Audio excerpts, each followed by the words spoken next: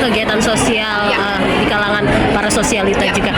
Menurut dokter, ketika kita melakukan suatu hal untuk kebaikan, perlukah dipublish atau memang sebenarnya hanya cukup kita dan anak-anak yang kita bantu saja? Sebenarnya kegiatan yang dipublish itu ada manfaat positifnya. Jadi semakin banyak kegiatan sosial yang kita publish itu memicu orang lain untuk berbuat yang sama.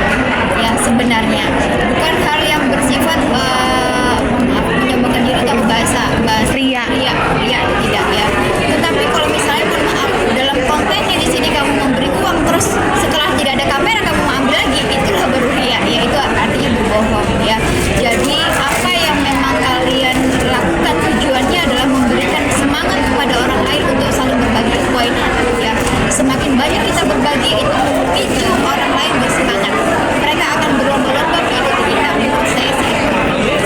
Tadi ada yang menyentuh juga, dokter di Kalsel sendiri punya rumah singgah atau rumah yayasan itu seperti gimana dokter? Sebenarnya saya justru mempunyai rumah singgah di Jakarta ya. Jadi beberapa kali saya berkolaborasi dengan rumah singgah untuk rumah singgah itu kita tidak bisa membeli. Biasanya kita mengontrakkan sebagai seorang donatur, kita mengontrakkan kayak 1 tahun atau 2 tahun seperti itu.